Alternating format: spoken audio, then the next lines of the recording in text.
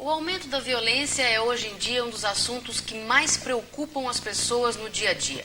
A impressão que temos é que cada vez mais os criminosos ganham mais força, se organizam mais e estão mais audaciosos. A evolução da criminalidade. Este é o tema do programa Justiça na TV, que está começando agora.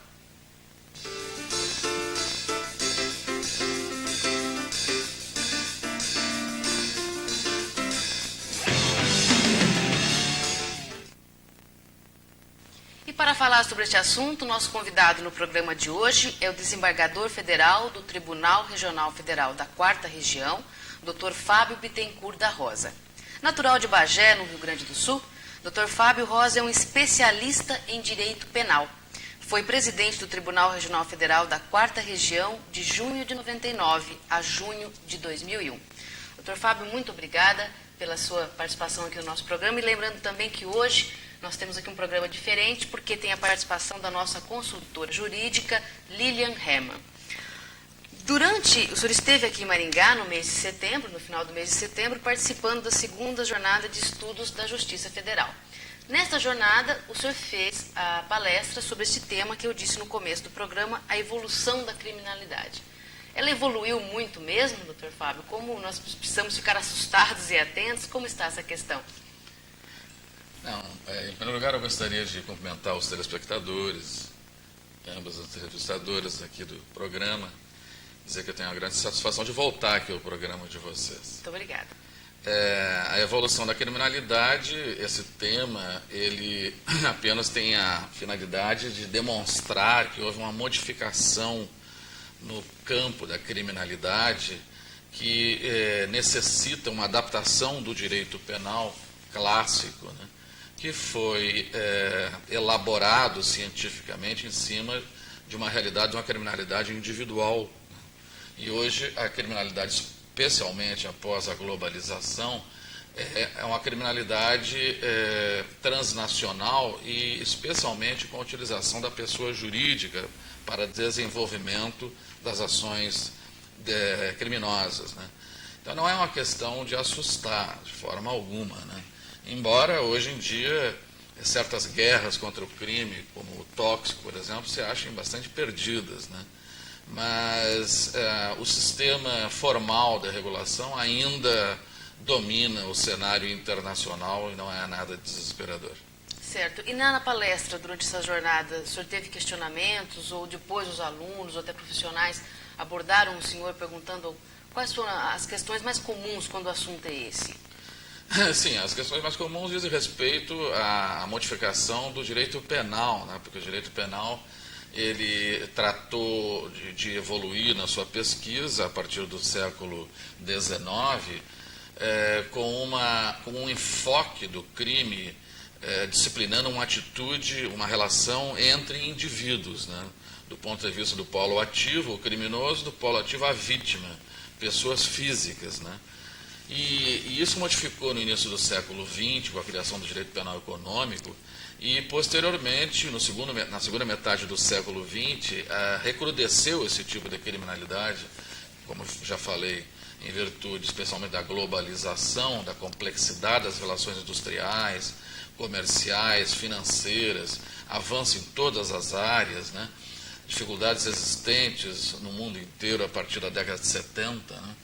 Então, isso revelou um novo tipo de criminalidade e agora, então, nós temos que perguntar assim, o que é ação? O que é culpa? Para que serve a pena? Como se aplica a pena de forma efetiva hoje no mundo?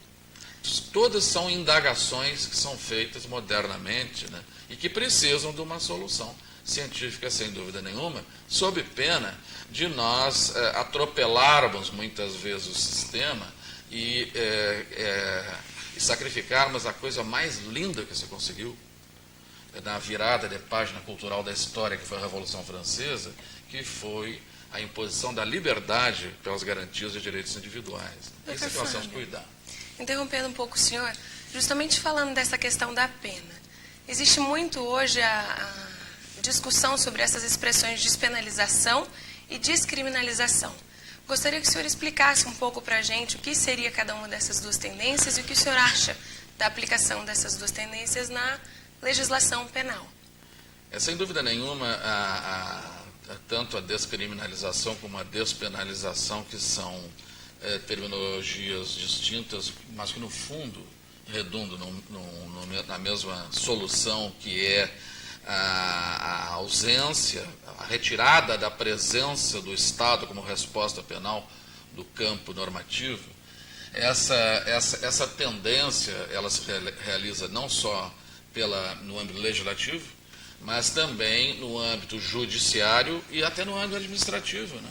Quando a polícia, quanto a Receita Federal, por exemplo, diante de criminalidade mínima, deixa de motivar a participação do judiciário através do procedimento criminal ou da ação penal.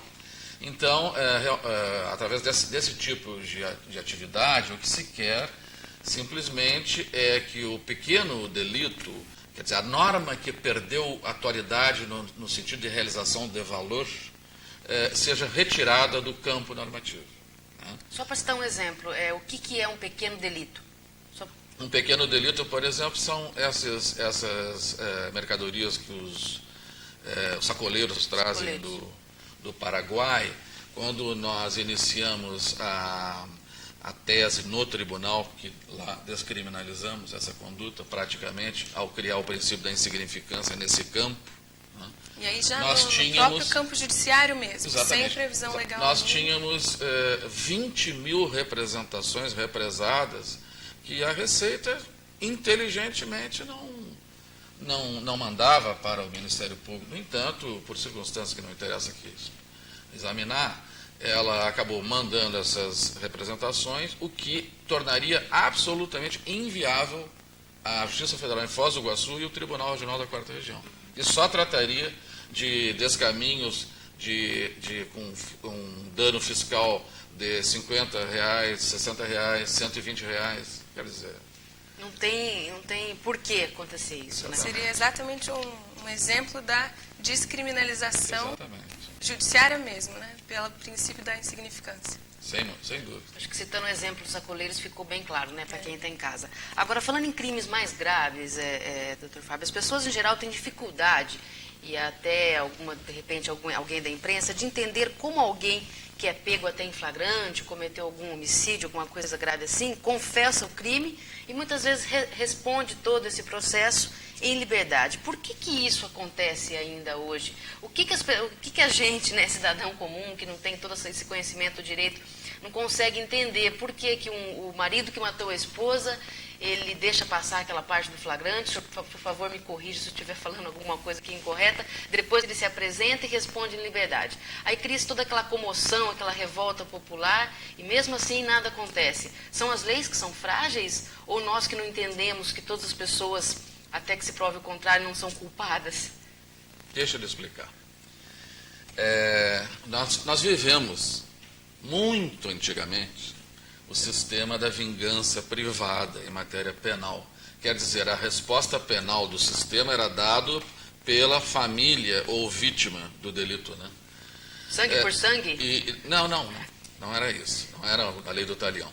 Era uma questão de falta de presença da comunidade como reação ao crime, delegando à própria vítima que tratasse da resposta ao crime. Isso aí foi um fracasso na época, né? Mas psicologicamente isso se mantém ainda. Vejam bem, psicologicamente muita coisa se mantém ainda. Se você fizer, sem dúvida nenhuma uma pena de morte hoje em dia de enforcamento em praça pública, pode escrever que a praça pública vai ficar cheinha de gente para assistir, como acontecia na antiguidade, né? Isso é da psicologia, é o lado sombra da pessoa que ela não consegue enxergar, e muitas vezes nessas situações ela presencia.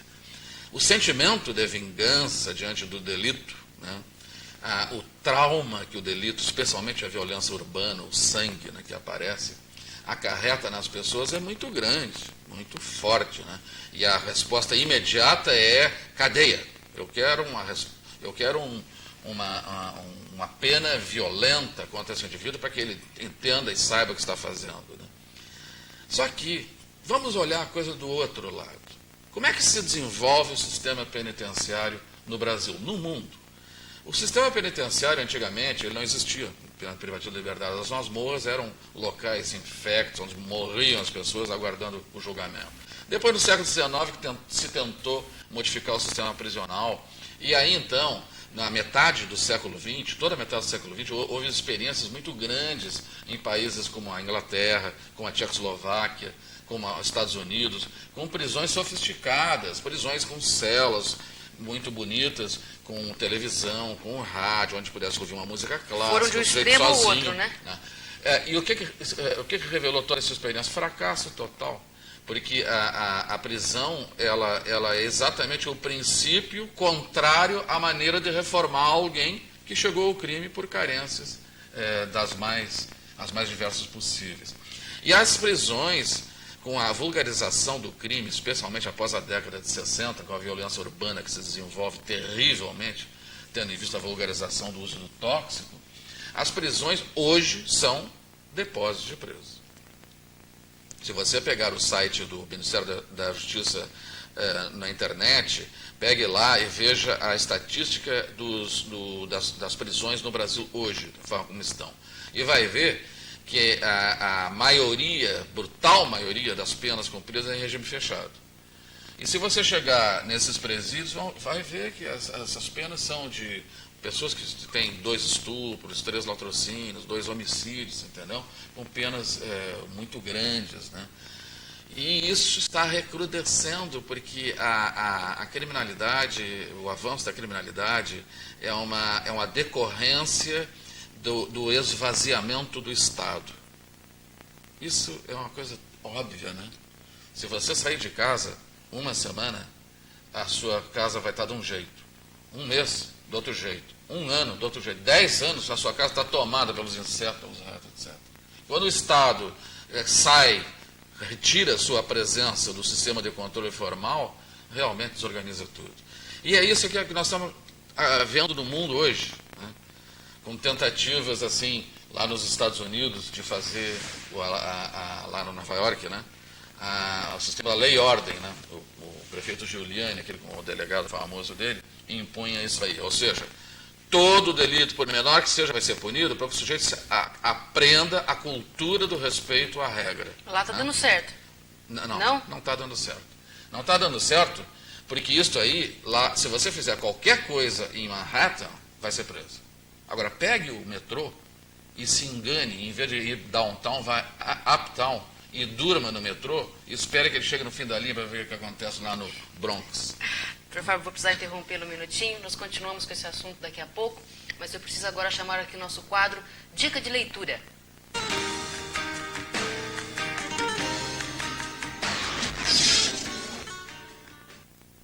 A nossa dica de livro hoje é um pouco diferente, porque o autor do livro está aqui, é o nosso convidado no programa de hoje, o Dr. Fábio Bittencourt da Rosa, lançou durante a 2ª jornada de estudos da Justiça Federal aqui em Maringá, o livro Direito Penal, parte geral.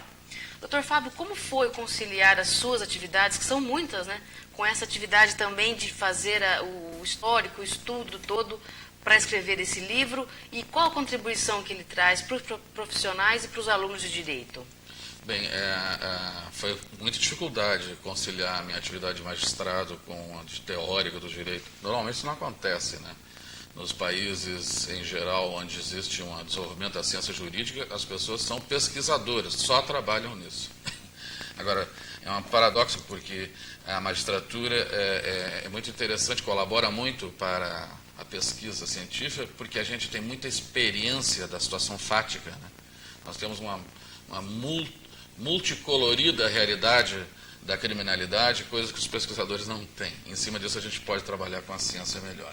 No livro, eu tentei, com as minhas aulas, que sou professor de Direito Penal há mais de 30 anos, tentei colocar de uma forma didática a parte geral, os conceitos da parte geral do direito penal.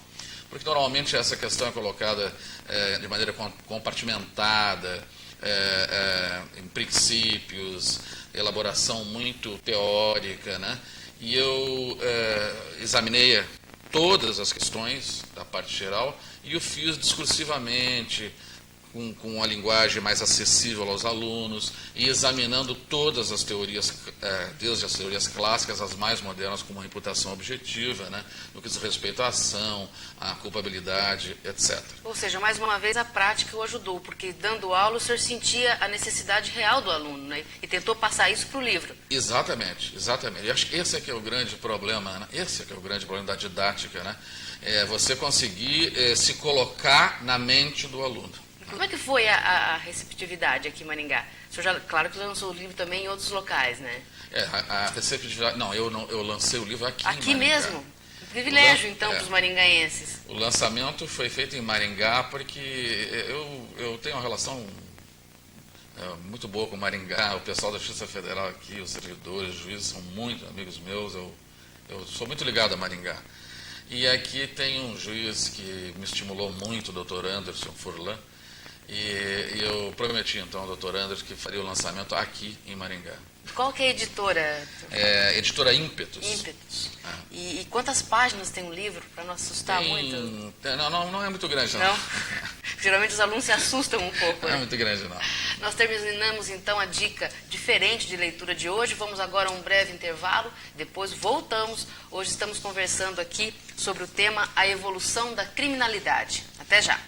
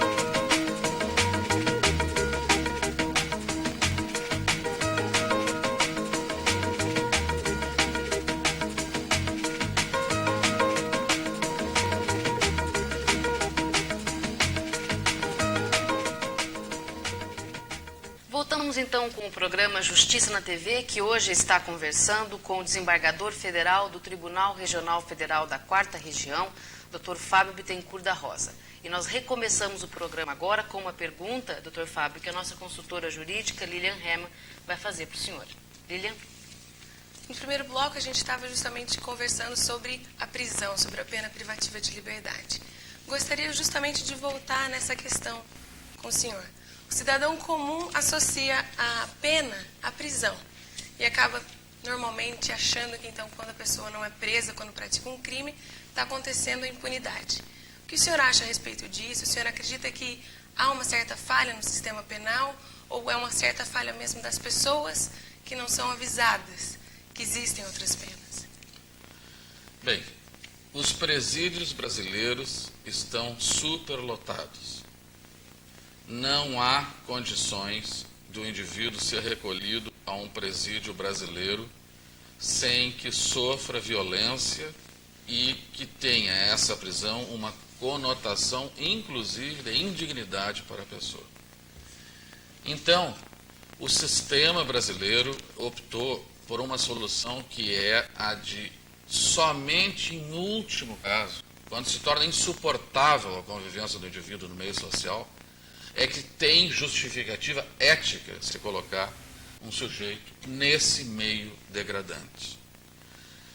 Então, exatamente por isso é que se criaram as penas substitutivas no Brasil e institutos como o do juizado especial e da suspensão do processo, em que sequer há processo e o indivíduo cumpre determinadas tarefas ou, enfim, algumas situações que o Ministério Público coloca e tem como cumprida a pena. A prisão preventiva, por outro lado, também não pode ser banalizada, porque a prisão preventiva é isso aí. O sujeito praticou o delito, revolta determinada comunidade, determinado meio, numa fase histórica e retira e coloca imediatamente dentro de um presídio. Isso aí não tem sentido, porque não temos presídios. Agora, só interrompendo, doutor Não, Fábio. mas deixa eu só completar, perdão. E não temos presídios por quê? Porque no Brasil, nós não temos dinheiro para estabelecer um bom sistema único de saúde. Não temos dinheiro para aplicar nas universidades e no ensino fundamental. Não temos dinheiro para previdência social, por isso temos que reformar e minimizar a previdência social. Não temos dinheiro para a segurança pública, com o enxugamento do Estado, a diminuição de policiais nas ruas, Polícia Federal nas fronteiras, nas aduanas e assim por diante. Não temos dinheiro sequer para a segurança nacional, comprando aviões, mantendo as embarcações, mantendo o armamento no Brasil. Como é que nós vamos pegar o dinheiro e investir em presídios? A pena cada vez mais tem que ser pena alternativa à prisão. Obviamente, quem sofre o crime e tem essa sede de vingança, o que é natural, não gosta disso. Mas essa é a realidade do sistema. Pensem bem a realidade do sistema. Quando você tiver, não como vítima, uma pessoa da sua família, mas como um autor suspeito de um crime, infundadamente suspeito de um crime, um autor da sua família, e for colocado lá dentro do presídio, e um mês depois sair de lá liquidado, aí você vai entender. Eu acho que o doutor respondeu até parte da pergunta que eu ia fazer, porque eu ia perguntar exatamente isso. Como explicar para a família, né, para quem foi vítima, que perdeu alguma pessoa da família, num homicídio, num assassinato, que essa outra pessoa só vai para a cadeia, em último caso. Eu entendi todas as razões que o senhor colocou aí. A questão também acaba indo para o psicológico, né? Sem dúvida nenhuma. E político, né? Nós temos que fazer um sistema de vida boa, um sistema de vida bom neste país. Boa, uma justiça social, oportunidade de emprego, riqueza, atendimento à saúde, ao ensino e assim por diante. Porque lá nos Estados Unidos, na época do Clinton, quando os Estados Unidos melhorou demais, teve uma fase áurea na vida da nação americana, sabe quanto que diminuiu a criminalidade? Diminuiu em 20% a criminalidade. Doutor Fábio, o senhor estava falando da questão dos juizados especiais. A possibilidade da transação penal e aplicação de uma pena alternativa, mas, por outro lado, também tem a questão da lei dos crimes hediondos, por exemplo. Se, por um lado, o legislador brasileiro escolheu tratar de uma forma mais leve alguns crimes, outros, considerados mais graves, estão sendo tratados de forma absolutamente severa. O que o senhor acha a respeito disso? O senhor acredita que essa tendência tem realmente surtido efeito prático em termos de conter o avanço da criminalidade? Não. Direito penal não contém avanço da criminalidade nenhum. Direito penal não é instrumento de realização da justiça social e de freio ao crime. Direito penal é resultado no sistema social. Agora, a solução feita na Constituição Federal de 88 é excelente. Excelente. Quer dizer, o Constituinte disse assim, vamos dividir bem como solução normativa do nosso país e penalizante do nosso país, criminalidade mínima, média e máxima. A máxima, porque essa pena de prisão, ela não tem nenhum fundamento ético, a não ser é que é insuportável a vida da pessoa no meio social. Nós não podemos conviver com uma pessoa que assalta, que mata, que estupra, etc. Só isso que constitui fundamento ético de colocar um indivíduo num sistema prisional como o nosso. Né? Mas é inevitável. Né? E por isso nós temos que disciplinar, sem dúvida nenhuma, os crimes hediondos. Né? Que vai ter essa consequência, que é retirar esse indivíduo como segurança social. Diga-se de passagem, uma conotação nova que está acontecendo agora nos últimos anos, né? No mundo, né? No Brasil e no mundo, é que essa segurança máxima está se esvaziando, né? Porque de dentro dos presídios as pessoas seguem praticando delitos, liderando o delito, né? Então o senhor acredita mesmo que no caso dos crimes hediondos, por exemplo, a pena já perde até o caráter de prevenção mesmo e é só para impedir que a sociedade sofra os efeitos de uma pessoa que é prejudicial? Como prevenção especial, ela realmente tem pouco sentido, né? Ela tem um sentido de prevenção da sociedade contra a presença insuportável do criminoso. Sem dúvida nenhuma, é uma legítima defesa social, é uma última instância de defesa que a sociedade tem. Certo. Uma última pergunta, porque o nosso tempo acabou já, doutor Fábio. O senhor é a favor da privatização dos presídios? Totalmente. Totalmente. Já falei que não existe condições de aplicar o dinheiro no sistema prisional bom. Aqui em Guarapuava tem um bom exemplo de privatização. Bom exemplo que é citado no Brasil inteiro. Isso pode ser feito com muito sucesso. Aí vai dizer assim, a gente vê aqueles filmes americanos, onde as empresas tripudiam em cima e exploram os presos e praticam violências, etc. Nada a ver. Aquele é filme. O Estado tem condições de colocar gente lá que controle o sistema, né? O Ministério Público pode fazer isso também. E vamos colocar empresas lá que vão aplicar dinheiro nisso aí.